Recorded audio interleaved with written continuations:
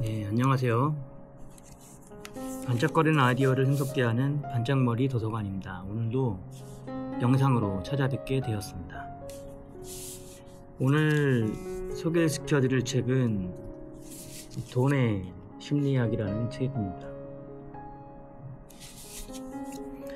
말 그대로 좀 돈에 대한 이야기인데요. 그것을 어떤 기술적인 측면보다는 이 종합적인 측면에서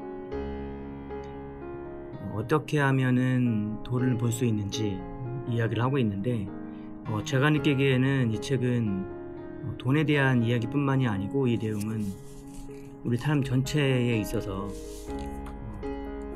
크게 영향을 미치는 내용들이 많다고 보입니다. 먼저 제가 좀 가장 인상 깊었던 문구는 이겁니다. 경제적 성공이란 투자에 성공하는 것만으로 이루어지지 않는다. 돈을 잘 벌고 저축을 잘하고 잘 쓰고 각자의 성격에 맞는 적절한 장기 목표를 가질 줄 알아야 한다. 경제적 성공은 수학과 숫자만 가지고 도달할 수 없다.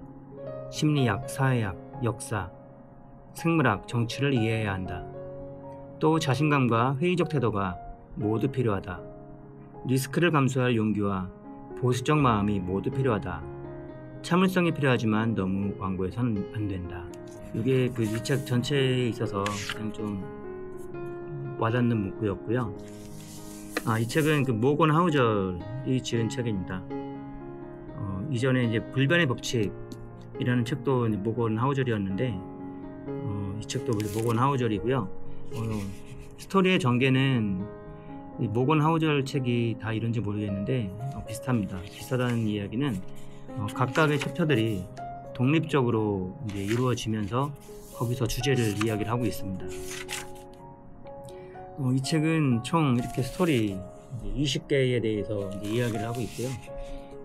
그 각각의 스토리에 있어서 좀 제가 생각하기에 중요하다라고 생각했던 내용에 대해서 먼저 좀 읽어보겠습니다. 돈에 관해 당신은 내가 모르는 것들을 알고 있을 테고 그 점은 나도 마찬가지다. 당신은 나와는 다른 신념, 목표, 전망을 가지고 살아간다. 우리 둘 중에 누가 더 똑똑하거나 더 나은 정보를 가지고 있어서가 아니다. 똑같이 설득력 있는 서로 다른 경험을 통해 형성된 서로 다른 삶을 살아왔기 때문이다. 여기서는 보면 그 돈에 대해서의 입장은 상대적이라고 이야기를 합니다.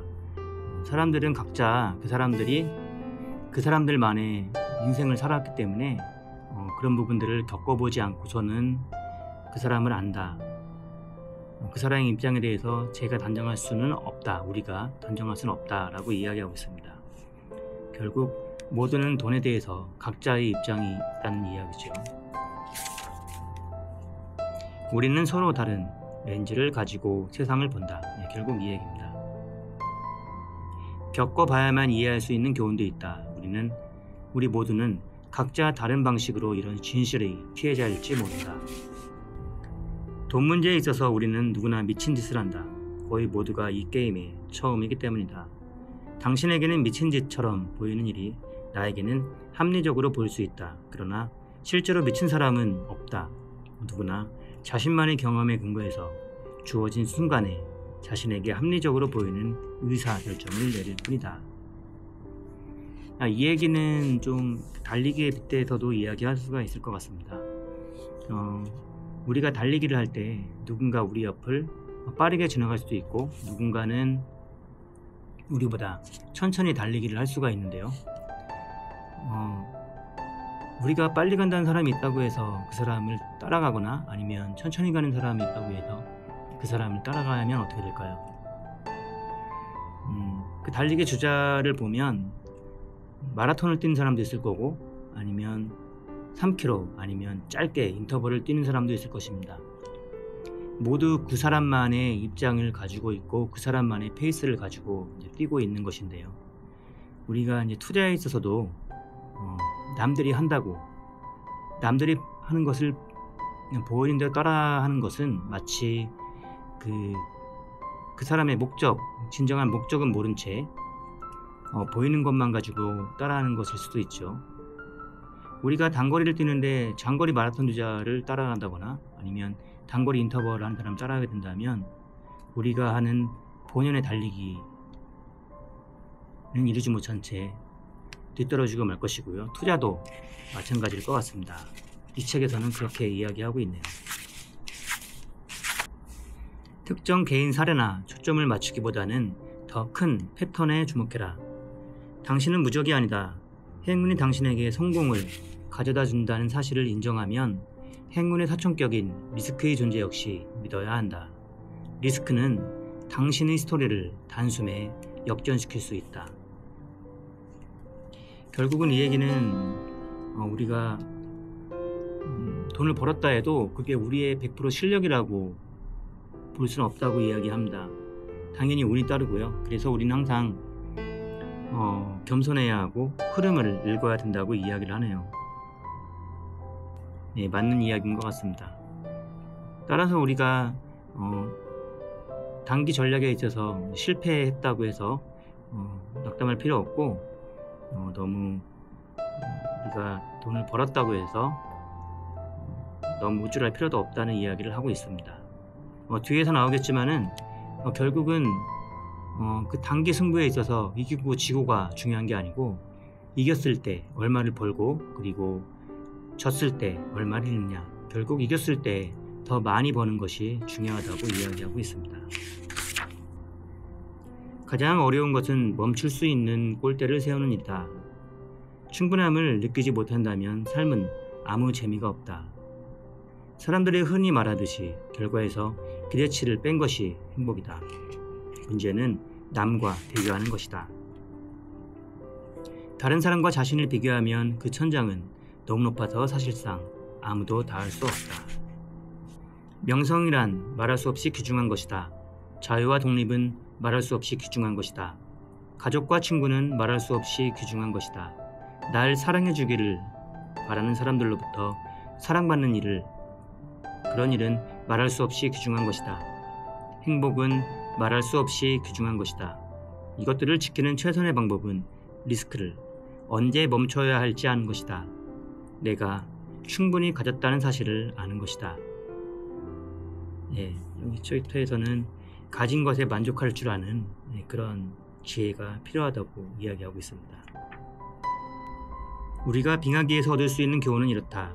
어마어마한 결과를 가져오기 위해 반드시 어마어마한 힘이 필요한 것은 아니라는 사실이다. 작은 것이 불어나면, 그러니까 작은 성장이 미래 성장이 동력 같은 역할을 하게 되면 그 출발점이 거의 논리를 거부하는 것처럼 보일 정도로 비상한 결과를 낳을 수 있다. 워렌 버핏의 경제적 성공은 모두 사춘기 시절에 쌓았던 금전적 바탕과 노년기까지 사업에 손을 떼지 않은 덕분이다. 그의 재주는 투자였지만 그의 비밀은 시간이었다. 이것이 바로 복리의 원리다. 경기순환이나 주식거래, 전략, 부문투자 등에 관한 책들은 많다. 그러나 가장 강력하고 중요한 책은 닥치고 기다려라가 되어야 한다. 달랑 페이지 한 장에 장기 경제 성장 그래프가 그려져 있는 책이다.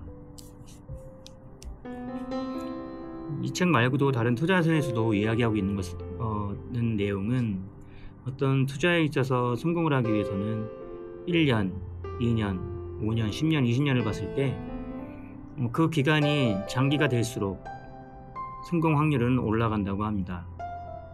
특히 우량주에 대해서 10년 이상의 장기 투자를 할 경우에 성공 확률은 거의 100%라고 하는데요. 그래서 닥치고 기다려라 라는 말이 나온 것 같은데, 실상 우리의 현실은 그렇게 장기 투자를 하기가 어려운 게 현실인 것 같습니다.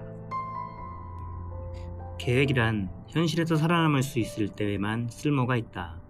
그리고 알 수 없는 일로 가득한 미래야말로 누구나 맞닥뜨릴 현실이다. 좋은 계획은 이런 험준한 현실을 애써 아닌 척 하지 않는다. 좋은 계획은 이 사실을 온전히 받아들이고 오류의 여지를 강조한다. 꼬리가 몸통을 흔든다. 사업이나 투자에서 많은 것들이 이런 식으로 작동한다. 금융에서는 롱테일, 즉 결과 분포도에서 가장 멀리 떨어져 있는 끝단이 어마어마한 영향력을 가진다. 몇 안 되는 소수의 사건이 결과의 대부분을 책임지는 것이다. 크고 돈이 되고 유명하고 영향력이 있는 것들은 모두 꼬리 사건이라 부르는 아주 이례적인 사건의 결과다. 몇몇 기업이 시장 수익의 대부분을 책임지는 것처럼 기업 내부에도 꼬리에 해당하는 것들이 있다. 2018년 아마존은 S&P 500 지수 수익률의 6%를 경신했다. 그리고 아마존의 등장은 대부분 아마존 프라임과 아마존 웹 서비스 덕분이다. 우리가 투자의 전체를 훌륭하게 정의해 본다면 주변 사람들이 모두 미쳐갈 때 평범한 짓을 할 수 있는 사람이 될 것이다. 꼬리가 모든 것을 좌우한다. 조지 소로스는 언젠가 이런 말을 했다. 맞는가 틀린가 그것이 중요한 게 아니다. 중요한 것은 옳았을 때 얼마를 벌었고 틀렸을 때 얼마를 잃었는가이다. 항상 해가 뜰 수 없다. 흐린 날도 있고 바람 부는 날도 있다. 비즈니스와 투자도 마찬가지다. 전설의 투자자 피터 린치조차 이렇게 말했다. 이 업계에서 끝내주는 사람이 있다면 10번 중에 6번을 맞히겠죠. 중요한 것은 100% 이기는 것이 아니다. 이길 때 크게 이기고 질 때 작게 지는 것이다.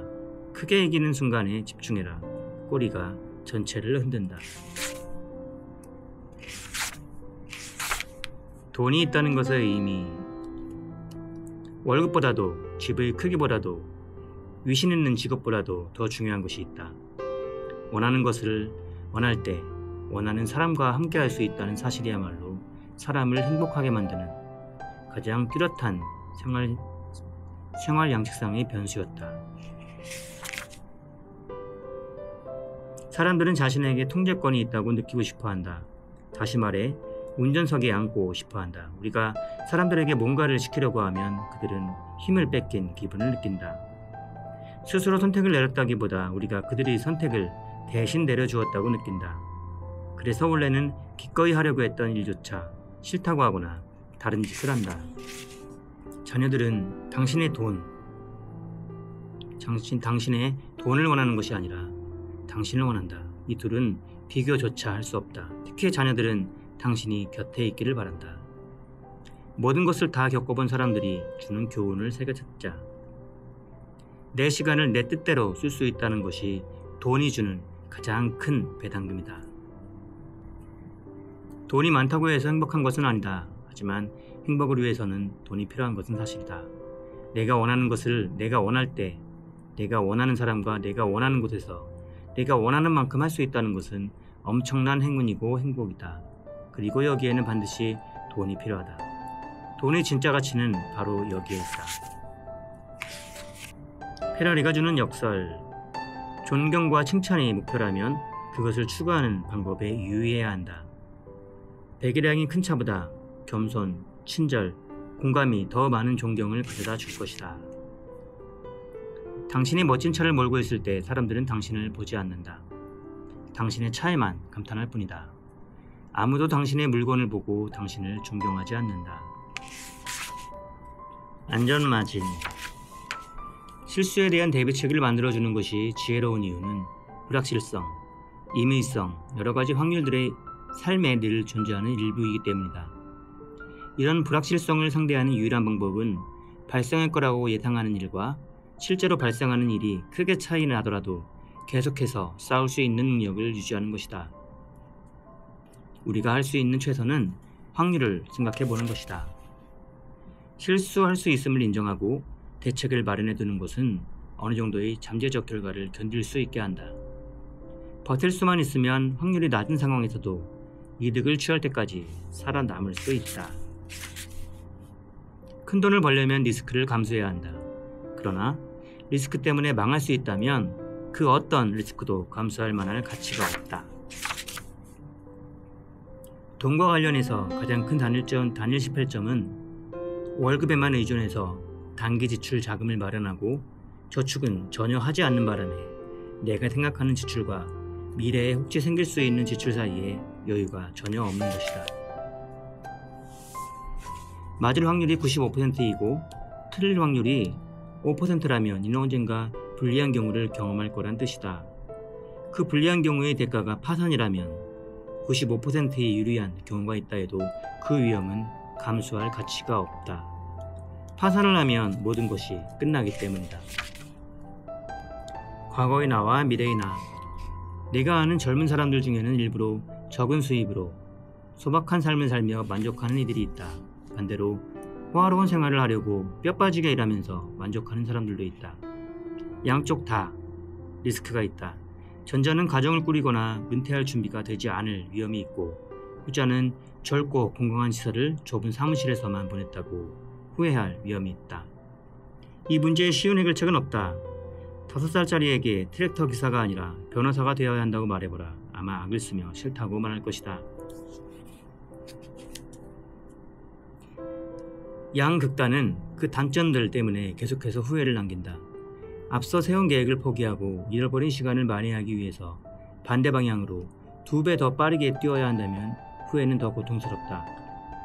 복리의 효과가 가장 잘 나타나려면 어느 계획이 수년 혹은 수십 년간 성장할 수 있는 시간이 주어져야 한다. 이는 저축에만 해당하는 이야기가 아니다. 커리어나 인간관계에서도 마찬가지다. 끈기가 핵심이다. 시간의 지남에 따라 우리의 정체성이 바뀌어가는 경향이 있음을 고려하면 인생 모든 지점에서 균형을 유지하는 것이 미래의 후회를 피하고 끈기를 높일 수 있는 전략이 된다. 직장 생활을 하는 내내 적당한 연간 저축을 유지하고 적당한 자유시간을 가지고 지나치게 긴 통근 시간을 만들지 않고 적어도 어느 정도의 시간을 가족과 함께 보내는 것을 목표로 잡아보라. 이 중 어느 하나라도 극단으로 흐르는 경우보다 내가 세운 계획을 고수하고 후회를 피할 가능성이 높아질 것이다. 매몰 비용은 사악한 역할을 한다. 미래의 나를 과거의 나의 포로로 만든다. 이는 마치 낯선 사람이 나 대신 인생의 중요한 의사결정을 내리는 것이나 마찬가지다. 내가 지금 다른 사람일 때 그때 세웠던 금융표는 생명유지장치를 달고 시간을 질질 끌 게 아니라 가차없이 버리는 편이 낫다. 그것이 미래의 후회를 최소화하는 전략이다. 더 빨리 이런 결단을 내릴수록 더 빨리 새로운 복리의 마법을 시작할 수 있다. 사람은 변한다. 이토록 흔한 명제를 왜 자신의 투자에는 대입하지 않을까? 장기 계획을 짜는 것은 생각보다 어렵다. 시간이 지나면 사람들은 목표도 욕망도 바뀌기 때문이다. 너와 나는 다른 게임을 하고 있다. 투자자들이 서로 다른 목표와 시간 계획을 갖고 있다면 누군가에게는 말도 안 되어 보이는 가격이 다른 사람들에게는 합리적일 수 있다. 서로 눈여겨보는 요소가 다르기 때문이다.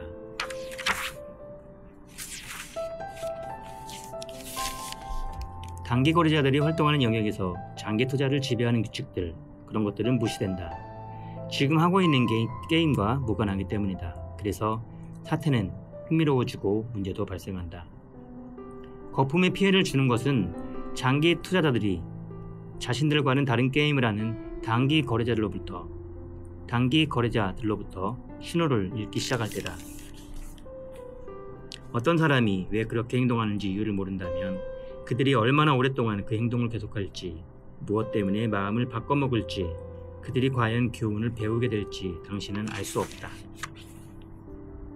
스스로에게 물어보라. 30년을 내다보고 있는가? 아니면 10년 내에 현금화할 계획인가? 아니면 1년 내에 팔 생각인가? 아니면 데이 트레이더인가? 당신의 투자는 이 질문에 대한 대답에서부터 시작되어야 한다.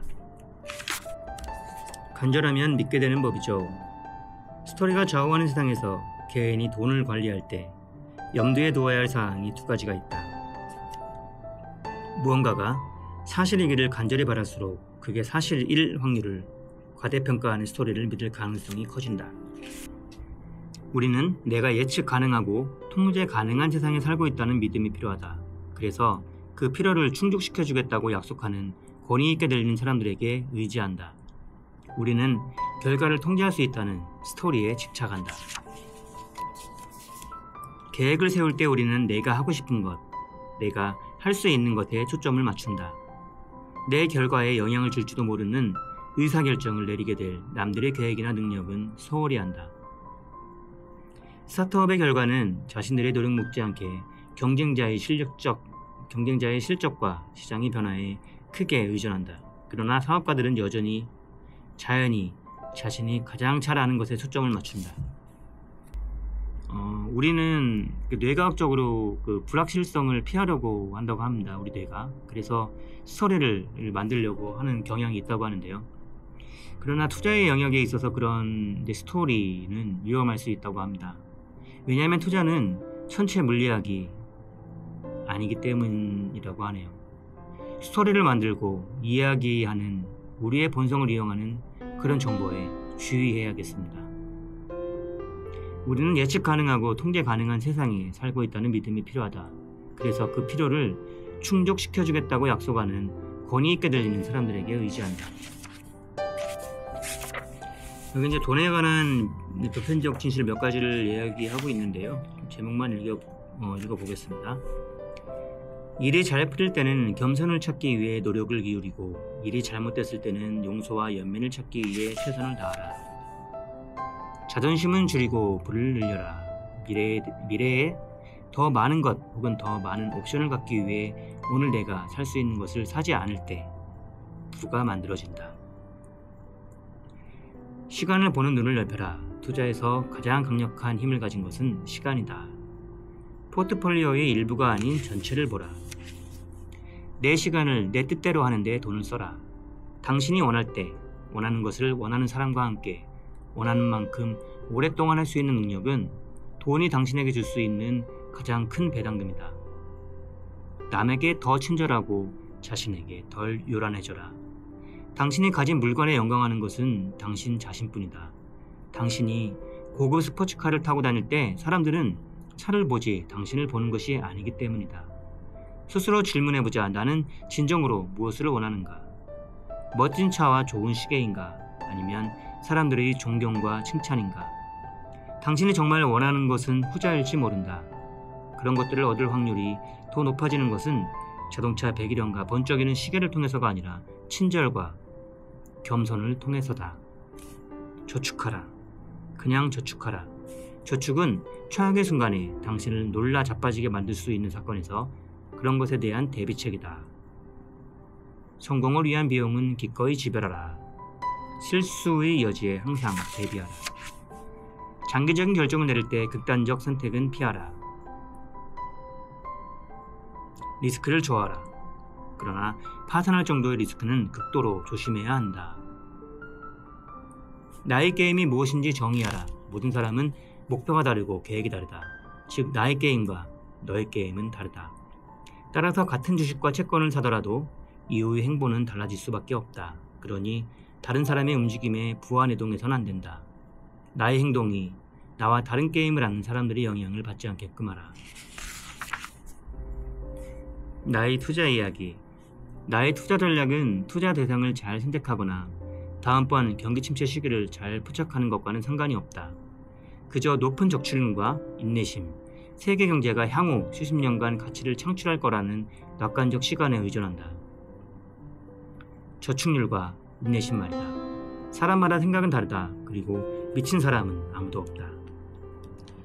여기서 저의 금융 가이드에 대해서 한번 생각해 봤습니다. 저는 제 미래, 제 생활에 있어서 시간을 아껴줄 수 있는 것에 대해서 언제든지 할 수 있는 경제력이 확보되어야 한다고 정의를 내렸습니다. 그렇게만 된다면 나머지는 의식주의인데요. 저의 경제적인 목표는 높지 않습니다. 하지만 지식, 건강에 대한 골은 매우 높습니다. 우리는 스프레드시트나 교과서를 보며 재무 결정을 내리지 않는다. 중요한 재무 결정은 저녁 식탁에서 이루어진다. 수익률을 극대화하려는 의도가 아니라 배우자나 자녀를 생각하며 결정을 내린다. 따라서 사람에 따라 다를 수밖에 없고 누군가에게는 옳은 것이 다른 사람에게는 틀린 것일 수 있다. 우리는 자신만의 투자 전략을 찾아야 한다. 여기서는 스페셜 브록으로 이제 모건 하우절이 아이들에게 보내는 금융 조언을 이야기하고 있는데요. 좀 읽어보겠습니다.